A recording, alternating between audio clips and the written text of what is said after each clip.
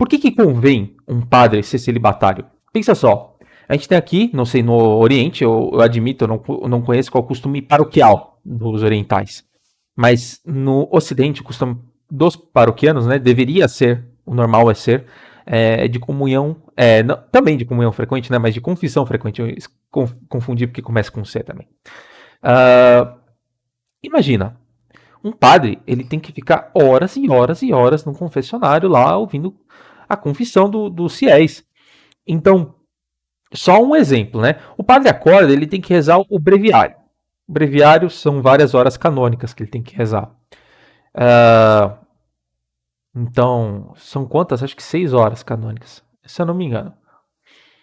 Tá, já tem essa obrigação. Também é um bom costume, não sei se é obrigatório, se isso depende dos superiores do padre, mas que ele reze uma missa por dia. E o próprio padre devoto vai querer fazer isso, rezar uma missa por dia. Excelente isso. No Oriente não é assim, porque, enfim, eles têm vários dias litúrgicos, pelo menos na quaresma, ao que me recordo aqui. E lá tem o costume da concelebração e não da missa privada. Mas, enfim. Então ele tem que rezar a missa, isso toma um tempo dele, porque não basta só rezar a missa. Vou rezar a missa, vou fazer uma missa, vou rezar uma missa rezada. Vai pouco tempo, sem sermão.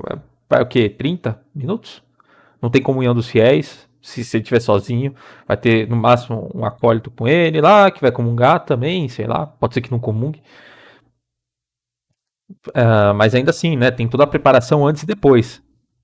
Antes, para rezar direito, depois para fazer ação de graças. Porque a missa é um benefício, assim, mensurável. Os protestantes não conseguem pensar isso, né, mas que para eles, enfim, não é um sacrifício de Nosso Senhor renovado. Mas,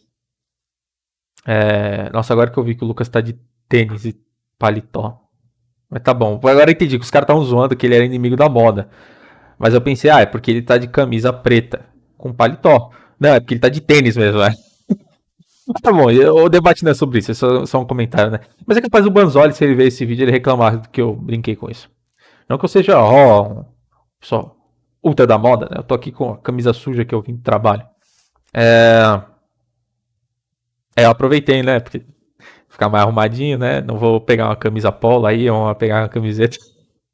Mas enfim, convém muito, porque o padre precisa também rezar a missa. Precisa, bom, é o que eu disse, eu não sei se é obrigatório, mas é muito conveniente. O padre devoto vai querer fazer isso. E também ouvir confissão. E também cuidar da igreja dele e também da extensão dos fiéis. Porque assim, muitas vezes os fiéis vão querer fazer apostolado, ou vão ter alguma vida pública, ou algo assim, e vão querer consultar o padre, e o padre dá direção espiritual para ele. O padre também tem que abençoar os objetos dos fiéis, que os fiéis levam para ele abençoar. Então pensa só, numa paróquia pequena, até, porque essa é a realidade, né? A maioria das paróquias não iam ser catedrais com um cabido de cônegos, cheio de cônego lá, não. A realidade média é o quê? É um pároco e um vigário auxiliar, ou talvez só um pároco. Por isso que tem o Memoriale Ritum, né? São os ritos mais simplificados para algumas datas específicas do ano litúrgico, para o padre fazer só ele e os acólitos, para não ter, porque senão ia precisar de diácono, subdiácono, enfim, vários ministros. Então, pensa só: breviário, missa, confissão, direção espiritual, tem que cuidar com os fiéis como se fosse, tem que cuidar dos fiéis como se fossem filhos. Tem que abençoar os objetos que eles levam. Então, toca aí lá, abençoar a casa, entronizar a imagem sagrada do coração de Jesus nos lares, abençoar carro, terço, imagem, enfim, muitas coisas. Dar formação para os fiéis, dar catecismo, formar os acólitos, cuidar de alguma confraria, uma irmandade, uma associação religiosa que seja da paróquia dele, como a Congregação Mariana, a Pia União das Filhas de Maria, o Apostolado da Oração, a Legião de Maria, quem mais? São vários grupos que podem ter. Pode ser também, tem ordens terceiras, mas enfim, eu acho que normalmente a ordem terceira vai estar ligada com um grupo de religiosos, de qualquer jeito, enfim. Então, pensa só, o padre ele tem que fazer essa função muito bem, muito bem mesmo, porque Nosso Senhor vai cobrar ele depois. Né?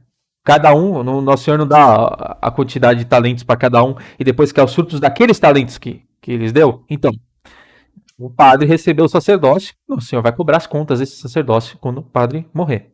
Ele vai prestar contas à frente do juiz justo, mas que também.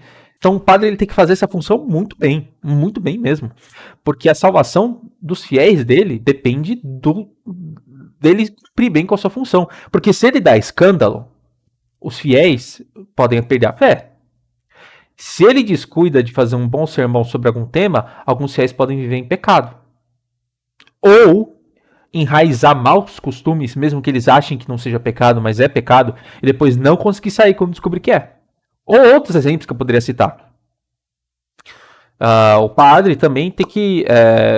Não é só a missa, né? É bom que tenha a bênção do Santíssimo Sacramento, terço, via sacra. Que o padre também tem outras funções, né? Agora não vamos ver na cabeça, mas o padre também pode, sei lá, ter que ajudar os fiéis em algo muito específico, preparar algo muito específico. Por exemplo, o padre Adrian Fortescue, né? Era um padre muito culto da Inglaterra. Ele era um acadêmico, basicamente, tinha acho que 3 doutorados. Ele amava escrever sobre história, mas ele nunca negligenciou a função dele como pároco numa cidade pequena.